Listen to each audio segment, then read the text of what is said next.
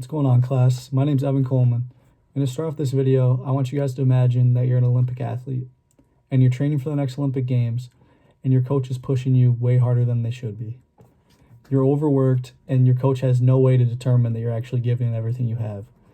A piece of health technology that could have helped this coach was a heart rate monitor. The lack of a heart rate monitor can lead to overtraining, which is going to result in someone getting injured or having mental fatigue. The heart rate monitor is a piece of equipment that has evolved much over time to now be something that we casually see in equipment such as the Apple Watch, the Fitbit. We see them on treadmills, stationary bikes, and much more.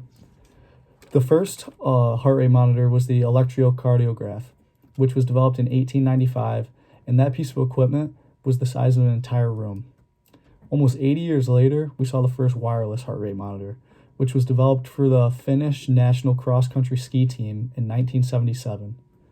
As we had a fitness boom in the 80s, the heart rate monitor became a piece of equipment that anyone could buy. And we began to see much more research and people wanting to improve this piece of equipment because there was so much money to be made in it. The heart rate monitor transitioned into having two different styles, which was the electrical heart rate monitor and the optical heart rate monitor.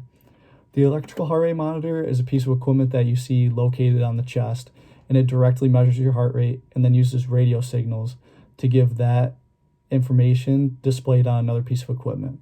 The optical heart rate monitor, which is what we see in the Apple Watch, the Fitbit, shines a light through the skin to measure blood scatter in vessels and uses that rate to determine your heart rate. It's fascinating to see how much the heart rate monitor has changed from a piece of equipment that took up an entire room to being something that you can now just glance down at your wrist and see. The benefits are crazy.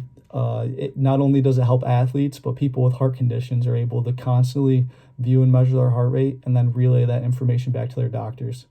It's definitely a piece of equipment that we take for granted and something that is fascinating on how it's developed over time.